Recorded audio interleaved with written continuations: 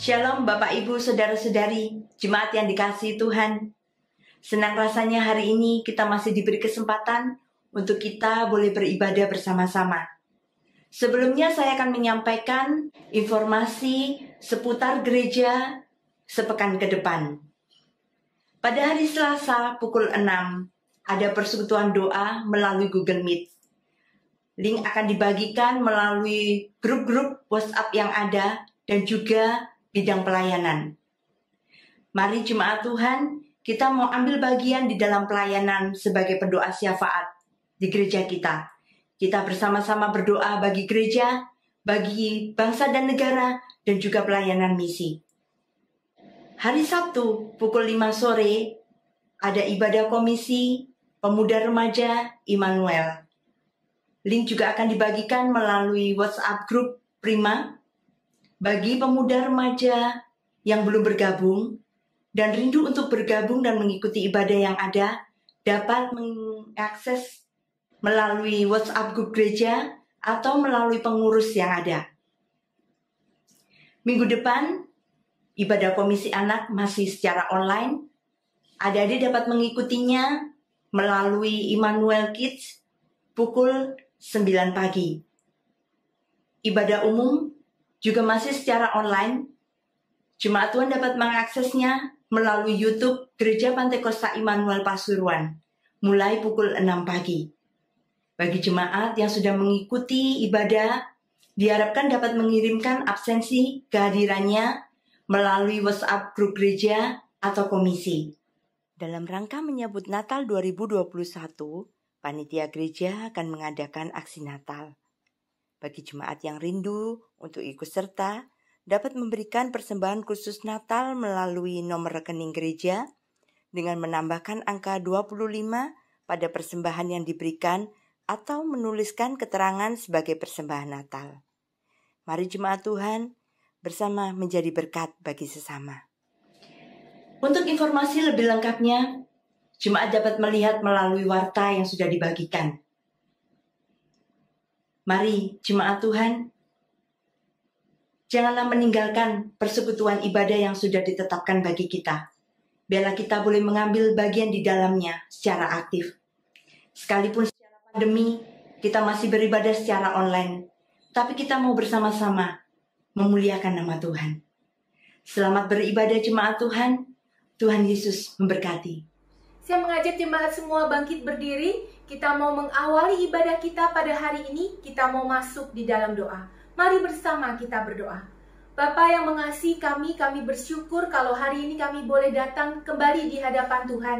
Bapa, di awal minggu yang baru, kami mau datang mengucap syukur kepada Tuhan. Kami percaya ketika kami boleh melewati minggu yang lalu, itu semua adalah penyertaan Tuhan dalam kehidupan kami. Karena itu, hari ini Tuhan kami mengangkat hati kami dengan penuh ucapan syukur kami mau datang beribadah di hadapan Tuhan. Berkati ibadah kami Tuhan, dari awal hingga pada akhirnya kami serahkan ke dalam tangan Tuhan. Berkati setiap anak-anak-Mu yang ambil bagian dalam pelayanan, berkati setiap kami yang ada di rumah kami masing-masing. Kami mau konsentrasi, kami mau sungguh-sungguh beribadah di hadapan Tuhan, dan biarlah Engkau senang dengan ibadah kami. Menyerahkan semuanya ke dalam tangan-Mu Tuhan dari awal hingga pada akhirnya, dan hanya di dalam nama Tuhan kami, Tuhan Yesus Kristus, kami berdoa. Amin. Saudara dipersilakan untuk duduk kembali. Shalom jemaat yang dikasihi Tuhan. Puji syukur pada Tuhan. Mari kita mau sama-sama naikkan ucapan syukur. Kita mau beri pujian, pengagungan yang terbaik untuk Tuhan kita. Dia Yesus, Tuhan kita. Tuhan yang begitu setia pada setiap kita. Tuhan yang begitu baik. Haleluya Yesus. Haleluya. Terima kasih.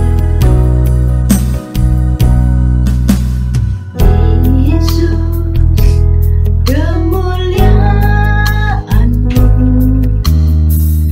pulihkan hatiku. Yesus,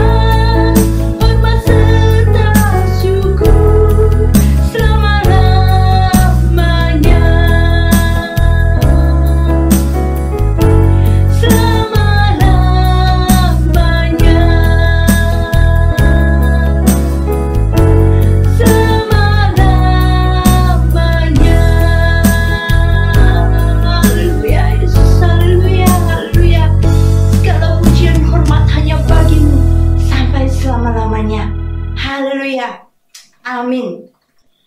Mari Bapak Ibu, kita mau pujikan dengan lebih sungguh-sungguh lagi. Langit dan bumi, pujilah Tuhan. Mari jemaat Tuhan, kita berikan pujian yang terbaik untuk Tuhan kita. Haleluya. Dan bumi, pujilah Tuhan, sebab Dia ciptakan semuanya. Keagungannya menyatasi langit bumi, sembah sujud di hadapannya.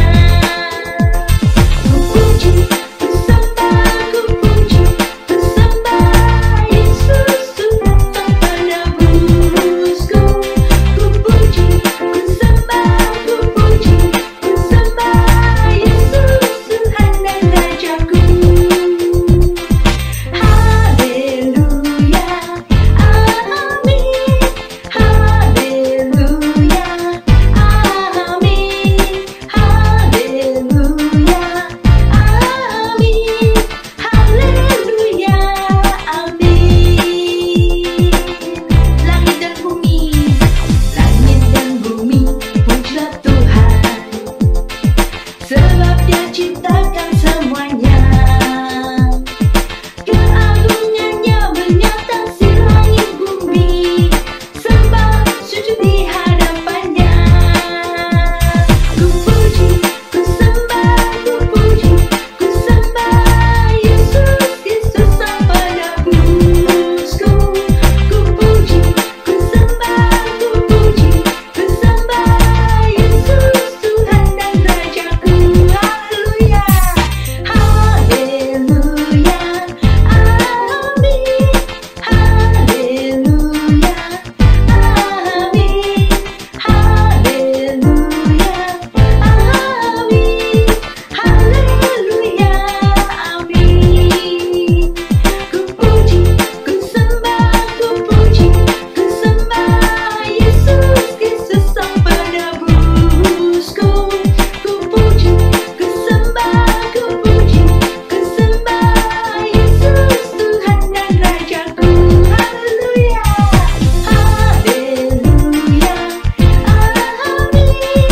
Haleluya, amin. Haleluya, amin. Haleluya, amin. Haleluya, amin. Haleluya, amin. Haleluya. Haleluya, amin. Dia layak untuk dipuji. Dia Tuhan kita, Tuhan yang tak pernah gagal, karena Dia Tuhan yang menciptakan setiap kita. Segala rancangannya yang terbaik untuk kita. Amin. Kita mau imani pujian ini, bahwa Tuhan kita tak pernah gagal.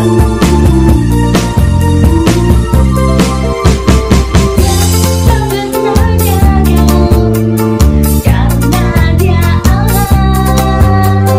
Dia tak pernah lalai, Dia jamin firman-Nya. Sebab Dia Allah,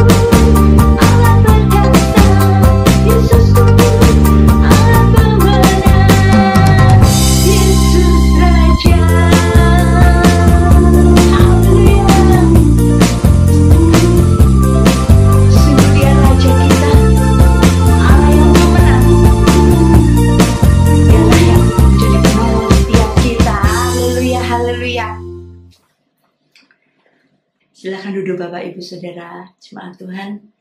Sebentar kita akan berikan persembahan yang terbaik buat Tuhan. Di layar Bapak Ibu ada nomor rekening dan QR. Kita bisa berikan persembahan melalui itu.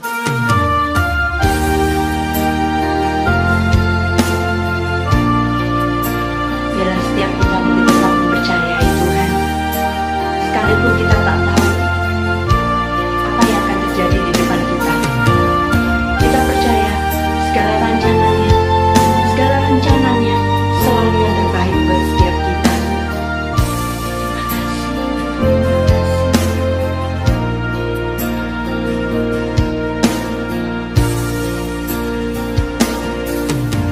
Saat ku tak melihat jalanmu, saat ku tak mengerti rencanamu, namun tetap ku pegang janjimu. Pengharapanku hanya padamu. Saat ku tak melihat jalanmu, saat ku tak mengerti rencanamu, namun tetap ku pegang janjimu. Pengharapanku hanya padamu. Hatiku percaya, hatiku percaya, hatiku percaya, selalu ku percaya.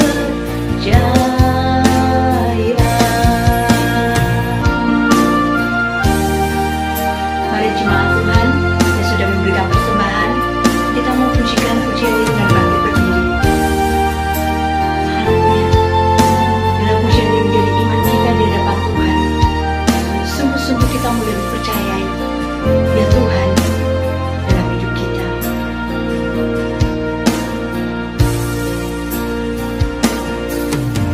Saat ku tak melihat jalanmu, saat ku tak mengerti rencanamu, namun tetap ku pegang janjimu.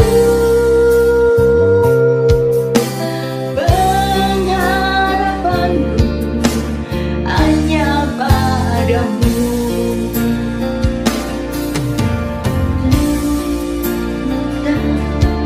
Melihat jalanmu, saat ku tak mengerti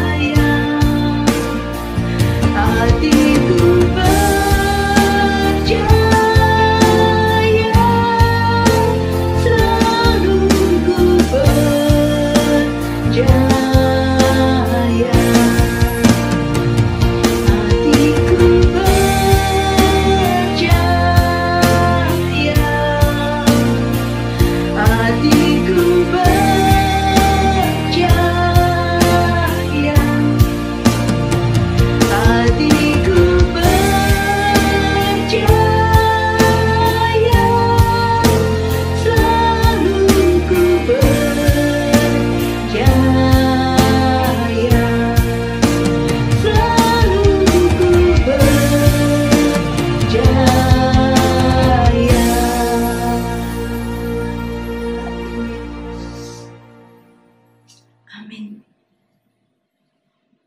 Mari bersama kita masuk di dalam doa.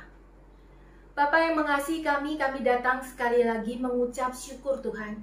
Kami sudah menaikkan puji-pujian kami di hadapan Tuhan, penyembahan kami di hadapan Tuhan.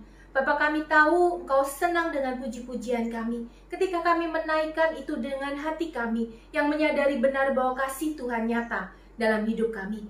Bapa, hari ini kami mau kembali menghadap kepada firman Tuhan. Tuhan, tolong sucikan, kuduskan kami, sehingga sungguh kami layak Tuhan untuk boleh datang kepada firman-Mu dan untuk belajar apa yang menjadi kehendak Tuhan melalui firman Tuhan. Bapa, biarlah Engkau berbicara kepada setiap kami, dan biarlah Engkau Roh Kudus menguasai hati kami sepenuhnya dan memampukan kami memahami apa yang menjadi kehendak Tuhan bagi hidup kami.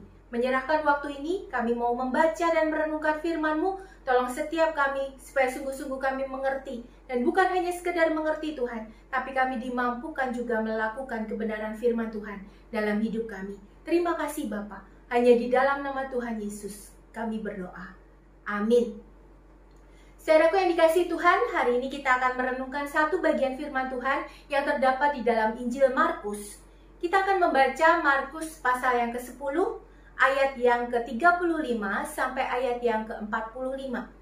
Kita akan membaca Injil Markus pasal yang ke-10, ayat yang ke-35 sampai ayat yang ke-45. Bapak Ibu Saudara bisa membaca di Alkitab masing-masing. Saya akan membacakan bagi kita sekalian. Demikianlah firman Tuhan. Lalu Yakobus dan Yohanes, anak-anak Zebedeus, mendekati Yesus dan berkata kepadanya, "Guru, kami harap supaya Engkau kiranya mengabulkan suatu permintaan kami." Jawabnya kepada mereka, "Apa yang kamu kehendaki aku perbuat bagimu?" Lalu kata mereka, "Perkenankanlah kami duduk dalam kemuliaan-Mu kelak, yang seorang lagi di sebelah kananmu dan yang seorang di sebelah kirimu." Tetapi kata Yesus kepada mereka, "Kamu tidak tahu apa yang kamu minta. Dapatkah kamu meminum cawan yang harus kuminum dan dibaptis dengan baptisan yang harus kuterima?" Jawab mereka, "Kami dapat." Yesus berkata kepada mereka, "Memang kamu akan meminum cawan yang harus kuminum dan akan dibaptis dengan baptisan yang harus kuterima. Tetapi hal duduk di sebelah kananku atau di sebelah kiriku, aku tidak berhak memberikannya. Itu akan diberikan kepada orang-orang bagi siapa itu telah disediakan." Mendengar itu, ke-10 murid yang lain menjadi marah kepada Yakobus dan Yohanes. Tetapi Yesus memanggil mereka lalu berkata, "Kamu tahu bahwa mereka yang disebut pemerintah bangsa-bangsa memerintah rakyatnya dengan tangan besi, dan pembesar-pembesarnya menjalankan kuasanya dengan keras atas mereka. Tidaklah demikian di antara kamu. Barang siapa ingin menjadi besar di antara kamu, hendaklah ia menjadi pelayanmu. Dan barang siapa ingin menjadi yang terkemuka di antara kamu, hendaklah ia menjadi hamba untuk semuanya. Karena Anak Manusia juga datang bukan untuk dilayani, melainkan untuk melayani dan memberikan nyawanya menjadi tebusan bagi banyak orang." Sedemikian jauh pembacaan firman Tuhan. Saudara-saudara yang berbahagia, bukan kita yang sekedar membaca, tetapi kita juga yang mau merenungkan dan melakukan firman Tuhan dalam hidup kita.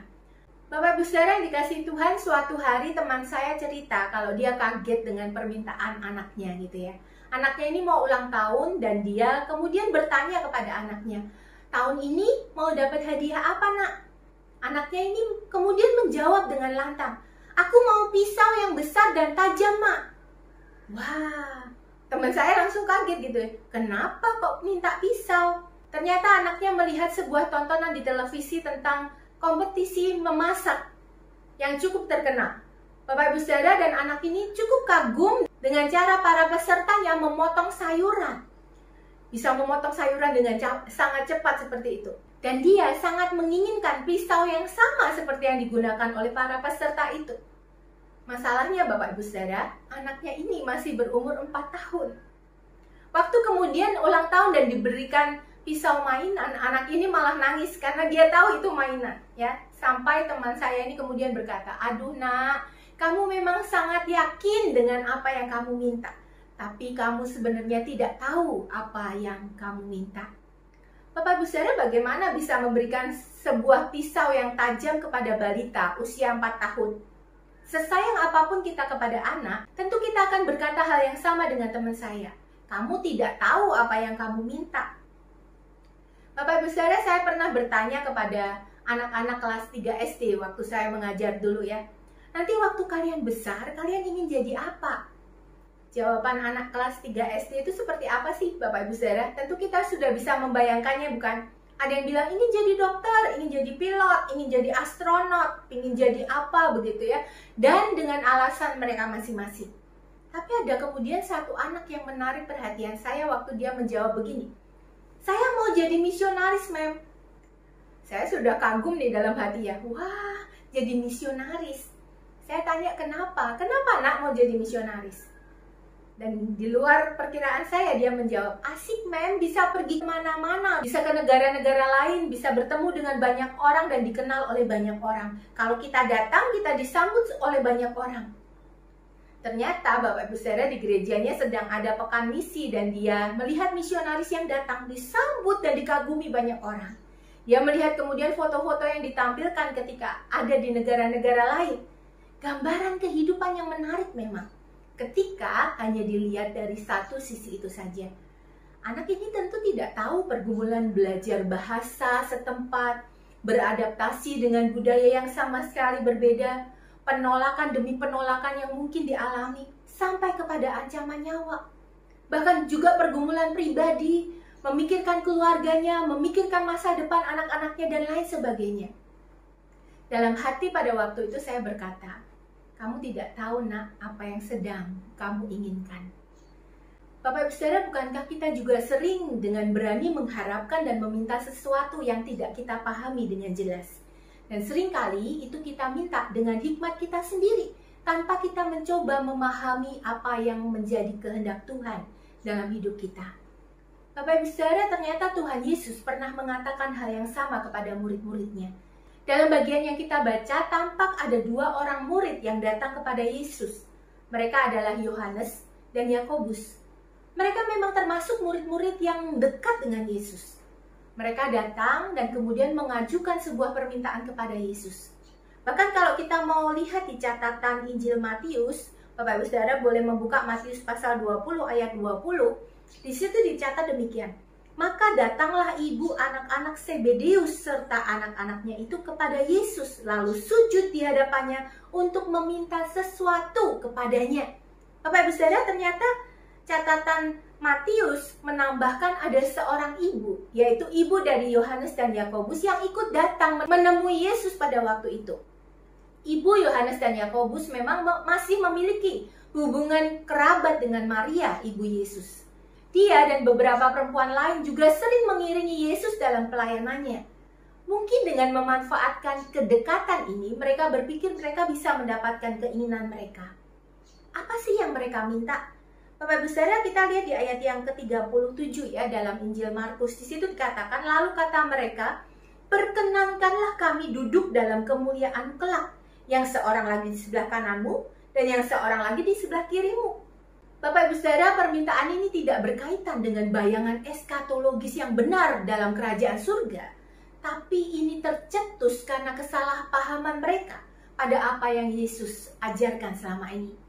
Kalau kita melihat perikop sebelumnya Bapak Ibu Saudara, di ayat yang ke-32 sampai ayat yang ke-34, dengan jelas di situ dikatakan bahwa Yesus dan para murid sedang ada dalam perjalanan ke Yerusalem. Di ayat 32 dikatakan Yesus dan murid-muridnya sedang dalam perjalanan ke Yerusalem dan Yesus berjalan di depan. Murid-murid merasa cemas dan juga orang-orang yang mengikuti dia dari belakang merasa takut. Bapak Ibu Saudara, artinya sudah ada satu suasana yang mereka pahami bahwa ada bahaya yang mengancam guru mereka pada saat itu. Bahkan kemudian Yesus untuk ketiga kalinya kembali memberitahukan tentang penderitaannya kepada para murid. Karena itulah Bapak Ibu Saudara, perikop yang tadi kita baca itu menjadi sesuatu hal yang janggal. Dalam kondisi seperti itu dan dalam situasi yang cukup mencekam, bahkan mereka dikatakan dan dicatat sangat ketakutan. Bahkan setelah kemudian Yesus memberitahukan kembali tentang penderitaannya yang sudah mendekat, justru Yohanes dan Yakobus datang dengan satu permohonan yang menunjukkan bahwa sikap mereka tidak paham dengan konsep Mesias yang diajarkan oleh Yesus selama ini. Mereka masih pada pola pemahaman Yahudi yang mengajarkan Mesias akan datang berkuasa, menggulingkan pemerintah yang ada pada saat itu, dan kemudian menjadi raja di Yerusalem. Sehingga ketika mereka mulai perjalanan ke sana, pikiran mereka dipenuhi dengan bayangan Yesus yang akan menjadi raja dan berkuasa. Jika Yesus yang dekat dengan mereka itu menjadi raja, maka mereka tidak boleh jadi orang yang biasa-biasa saja berada di dekat Yesus, bukan? Godaan kekuasaan dan jabatan menjerat mereka, sehingga mereka merasa perlu melakukan satu tindakan cepat sebelum didahului oleh para murid-murid yang lain. Ketika ambisi pada kuasa dan jabatan menguasai seseorang, Bapak Ibu Saudara, maka mereka tidak akan segan melakukan hal-hal yang bisa dilakukannya untuk memperolehnya. Sebenarnya bukan hanya sekali ini mereka jatuh pada kesalahan yang sama. Ada beberapa kejadian seperti misalnya di Markus pasal yang ke-9. Bapak Ibu Saudara, kalau kita membaca di Markus pasal yang ke-9 yang beberapa minggu yang lalu kita bahas, kita melihat bahwa para murid sedang meributkan siapa yang paling besar di dalam kerajaan surga. Siapa yang paling besar di antara mereka. Berulang kali Yesus mengingatkan mereka konsep yang terbesar di hadapan Tuhan. Justru mereka yang mau merendahkan hati, mau melayani dan bahkan mau menjadi pelayan bagi sesamanya. Bukan kedudukan yang tinggi atau jabatan yang penting di mata Tuhan, tapi hati sebagai hamba yang mau melakukan apa yang diperintahkan oleh tuannya. Ternyata para murid sangat lamban, Bapak Ibu Saudara, memahami apa yang Tuhan ajarkan kepada mereka. Mereka bukan tidak tahu. Pengetahuan mereka tentu cukup, karena para murid adalah orang-orang yang selalu mendengarkan ajaran Yesus dari dekat. Namun ternyata pengetahuan tidak cukup ketika pengetahuan itu tidak kemudian mengubah perilaku mereka. Mereka bukan tidak tahu, tapi mereka tidak mau tahu. Ambisi telah mengalahkan kebenaran yang sudah mereka ketahui. Yesus mengingatkan mereka lagi tentang konsep kerajaannya yang berbanding terbalik dengan konsep kerajaan dunia. Kita lihat ayat yang ke-42, Bapak Ibu Saudara. Di dalam ayat yang ke-42 dikatakan demikian, tetapi Yesus memanggil mereka lalu berkata, "Kamu tahu bahwa mereka yang disebut pemerintah bangsa-bangsa memerintah rakyatnya dengan tangan besi, dan pembesar-pembesarnya menjalankan kuasanya dengan keras atas mereka." Di dunia ini pemerintah bangsa-bangsa memang memerintah rakyatnya dengan tangan besi. Mereka menjalankan kuasa dengan keras. Demi apa? Demi yang namanya kuasa dan pengakuan sebagai yang terkuat, terhebat, dan terbesar. Itulah konsep dunia tentang kepemimpinan, tentang pemerintahan. Tapi itu dunia, Bapak Ibu Saudara. Bagi Yesus, orang yang mau menjadi yang terbesar justru harus menjadi pelayan. Dan mau jadi yang terkenal harus menjadi hamba bagi semuanya. Ayat 43-44 mengatakan demikian. Konsep ini pasti sulit dipahami oleh manusia yang dibutakan oleh ambisi untuk memperoleh kuasa dan kedudukan. Bapak Ibu Saudara yang dikasihi Tuhan, Tuhan Yesus mengajarkan yang terpenting justru bukan jabatan, tapi fungsinya atau peranannya.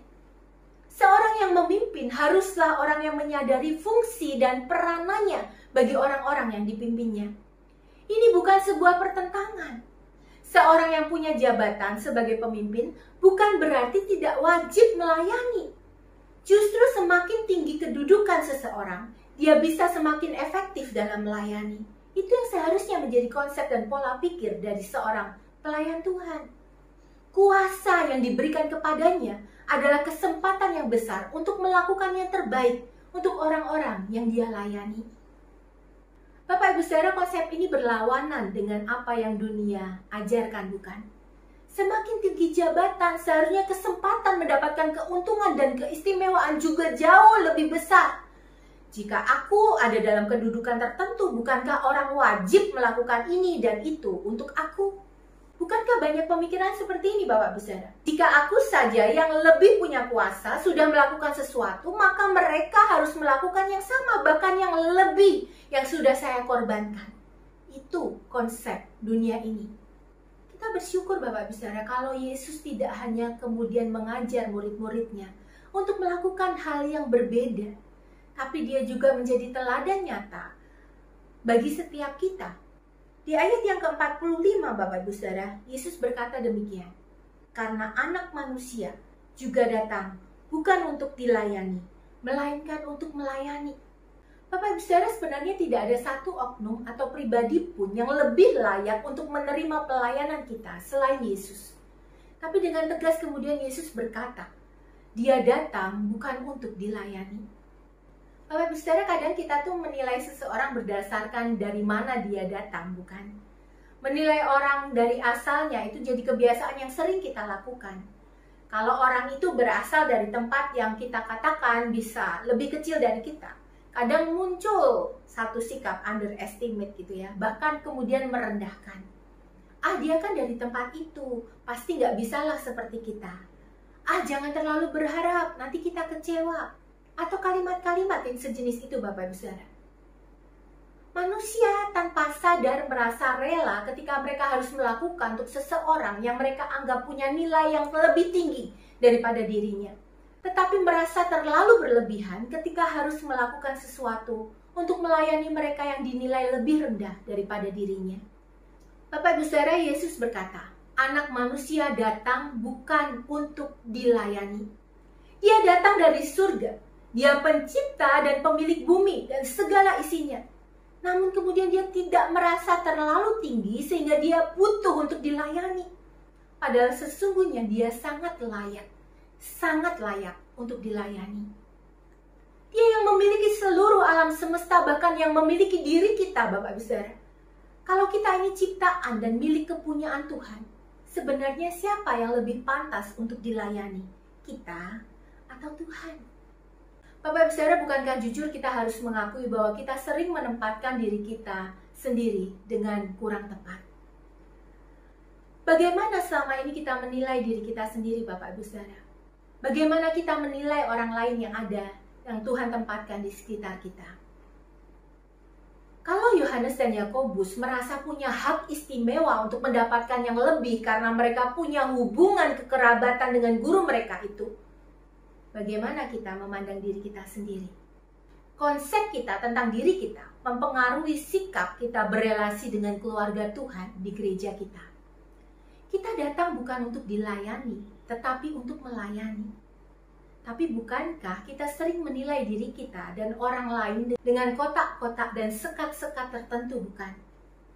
Kadang kita menilai diri kita lebih tinggi dari saudara yang lain hanya karena faktor-faktor seperti keturunan siapa kita, jabatan tertentu yang kita miliki, status tertentu yang membuat kita merasa kita punya hak yang lebih dibandingkan dengan yang lainnya. Yesus dengan tegas mengajarkan kepada murid-muridnya, yang mau jadi terkemuka haruslah jadi pelayan. Ini memang konsep yang tidak pernah mudah dipahami Bapak Ibu Saudara. Apalagi ketika kita salah menilai Tuhan dan menilai diri kita sendiri. Waktu kita melihat Tuhan Yesus yang kemudian mengambil sikap yang menghamba dan bahkan kemudian melayani kita, dengan mudah kita menerima hal itu, bukan? Bahkan seringkali kita merasa berhak meminta Tuhan melakukan yang kita mau.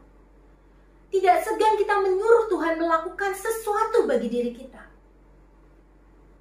Tapi ketika Tuhan meminta kita melayani sesama, bukankah kadang kita masih memilih dan memilah mana yang pantas kita lakukan, mana yang tidak pantas kita lakukan? Apakah kita siap melayani menjadi hamba tanpa menuntut penghargaan? Melakukan pelayanan tanpa menyadari panggilan kita sebagai hamba, itu akan membuat kita mudah terperangkap dalam jerat kenikmatan duniawi, yaitu mendapatkan nama, penghargaan, mencari pujian, mencari pengakuan tertentu dari lingkungan kita. Bapak Ibu Saudara, pelayanan itu hadir dalam berbagai macam bentuk, bukan? Tuhan sendiri memberikan panggilan dan karunia yang berbeda-beda kepada setiap orang. Tapi kadang kita hanya menilai penampilan dalam jabatan atau tugas tertentu saja. Sehingga kadang muncul kalimat seperti ini, ya sudahlah, kalau aku nggak dipakai nggak apa-apa. Saya doakan aja. Sekalipun saya nggak diberi tempat nggak apa-apa kok. Yang penting saya kan berdoa. Bapak Ibu Saudara, kalau kita tahu bahwa pelayanan adalah panggilan dan penugasan dengan kemampuan tertentu yang Tuhan berikan, maka seharusnya kalimat itu tidak ada. Orang-orang yang sedang tidak dalam penugasan tertentu seharusnya kemudian sadar mengambil bentuk pelayanan yang lain. Bukankah doa adalah sebuah bentuk pelayanan juga? Bukankah ketika kita dengan sadar mengambil pelayanan doa, Tuhan itu yang melihat hati kita dan pelayanan kita? Sekalipun tidak ada orang yang kemudian tahu bahwa kita sedang berdoa dan mereka memberikan penghargaan atau pujian untuk pelayanan yang kita kerjakan itu, bukankah itu tetap kita lakukan untuk Tuhan? Bapak Ibu Saudara, Yesus sedang membongkar motivasi para murid dalam memahami peran mereka sebagai hamba. Hamba hanya melakukan apa yang dikehendaki oleh tuannya. Namun ketika peran hamba itu diwarnai dengan ambisi, maka yang terjadi justru mereka sedang menista teladan Yesus sendiri. Bagaimana dengan kita? Teladan sebaik apapun Bapak Ibu Saudara memang mustahil untuk dilakukan oleh orang-orang berdosa. Kalau kita berusaha sekeras apapun mencontoh keteladanan Yesus, mungkin tidak akan ada seorang pun yang mampu dan berhasil melakukannya. Tapi syukurlah Bapak Ibu Saudara, kalau Tuhan Yesus bukan hanya sekedar memberikan teladan bagi setiap kita. Di ayat 45 bagian akhir dikatakan demikian. Yesus datang untuk melayani dan untuk memberikan nyawanya menjadi tebusan bagi banyak orang. Bapak Ibu Saudara, Tuhan Yesus sudah memberikan nyawa. Ini bukan sekedar teladan nyata, tapi satu-satunya cara supaya kita bisa memperoleh pengampunan dosa. Dalam penebusan Kristuslah kita dimampukan untuk memiliki hidup yang baru di hadapan Tuhan. Hidup dengan pola pikir dan hati yang baru. Bapak Ibu Saudara, saya mengajak kita membuka bersama Efesus pasal yang kedua. Kita akan membaca beberapa ayatnya.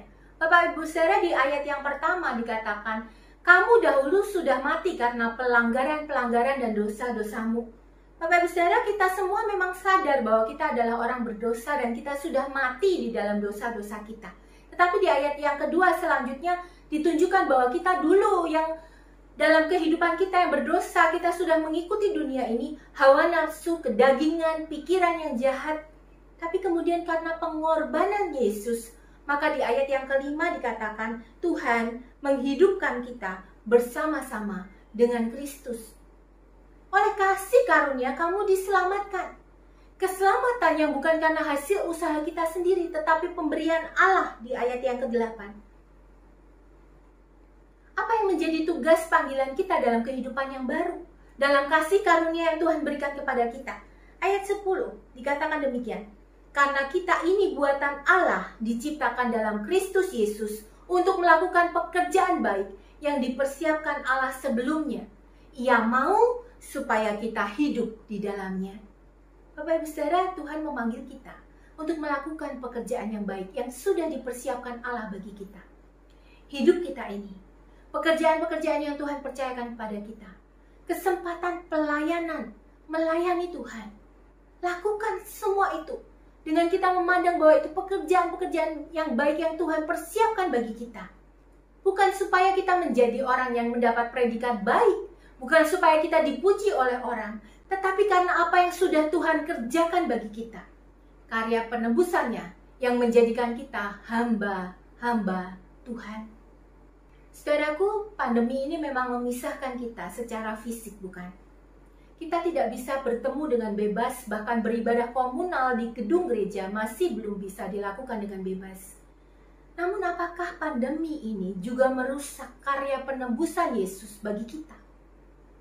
Apakah pandemi ini menghalangi Tuhan memberikan yang terbaik bagi kita? Bapak Ibu Saudara, bukankah justru di tengah kondisi seperti sekarang, kasih Tuhan itu semakin nyata dalam hidup kita? Minggu yang lalu kita sudah diajak melihat bagaimana Tuhan yang bisa kita jadikan satu tempat perteduhan kita, tempat perlindungan kita, tempat yang paling aman bagi kita.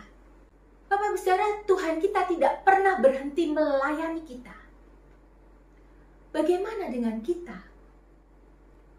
Kadang pandemi justru kita pakai sebagai alasan untuk kita tidak melayani orang lain, bukan?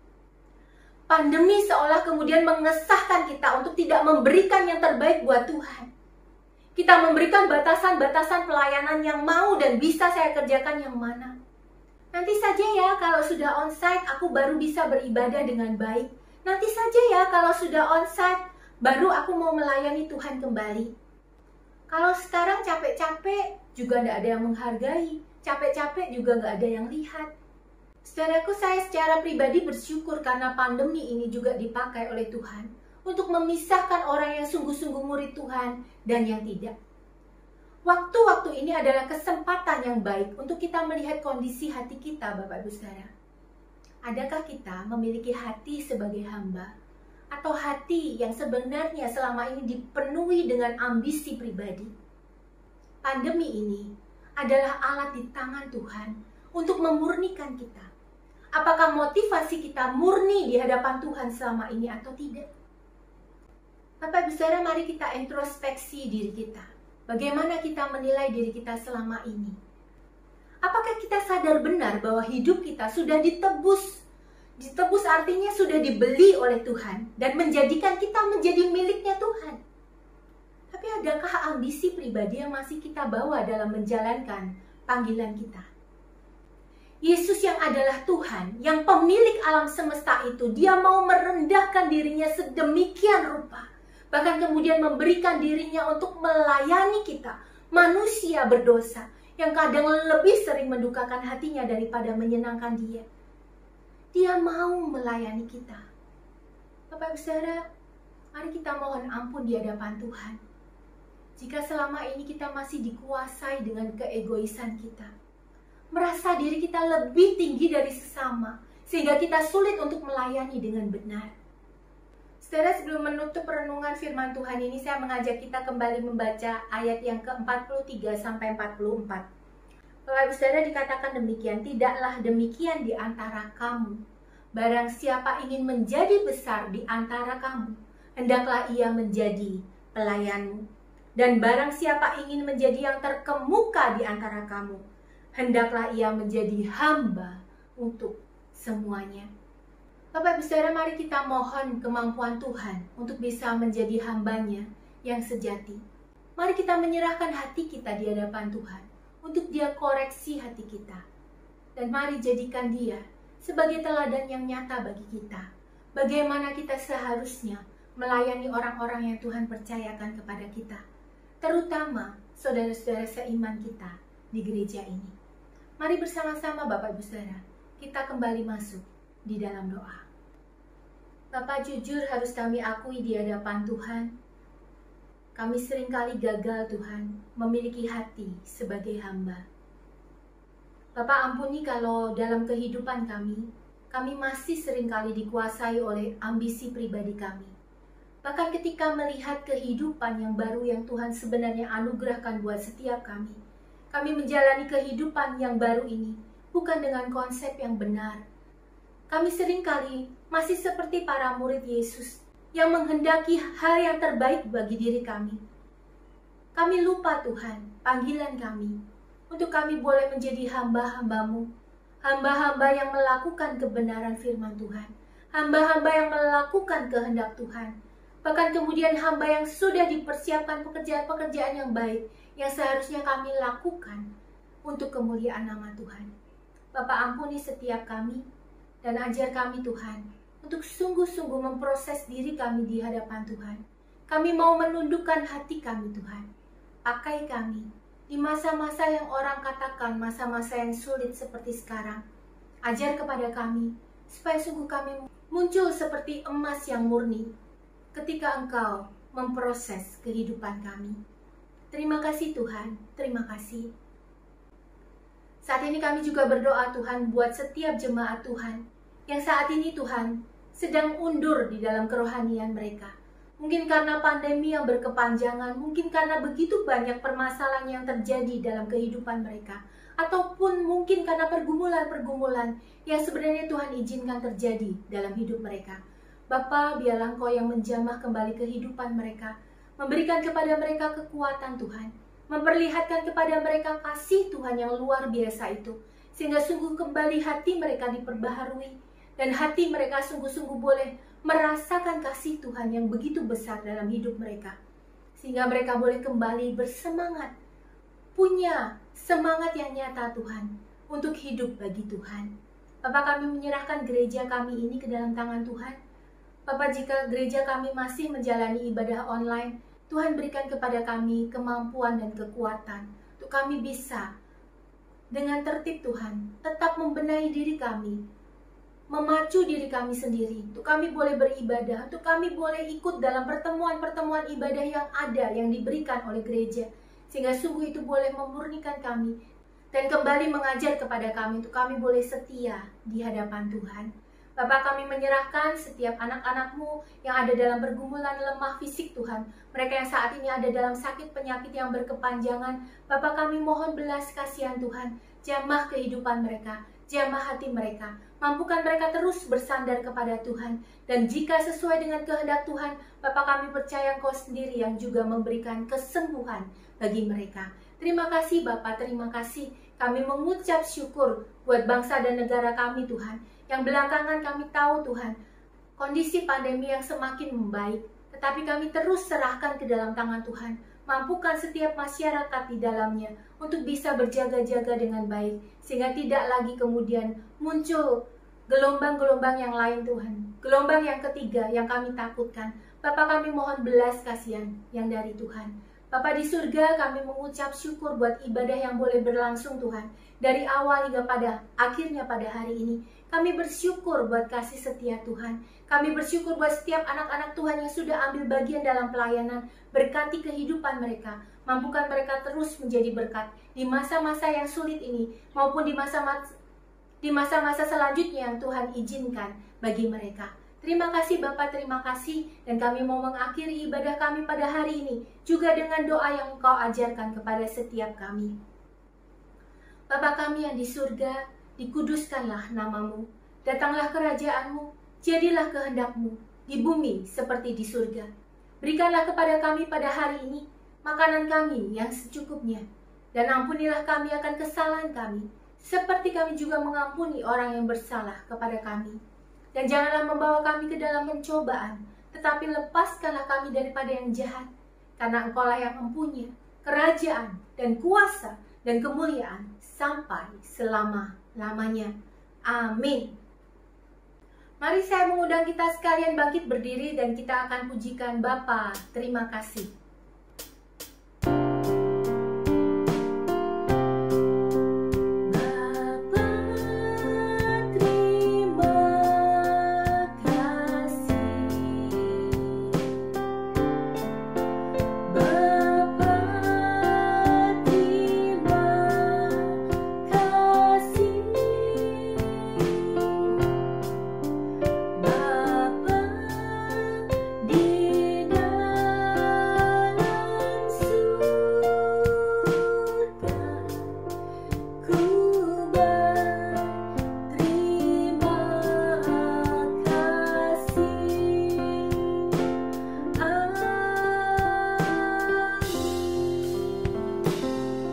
Mari bersama kita angkat kedua tangan kita dan terimalah berkat Tuhan.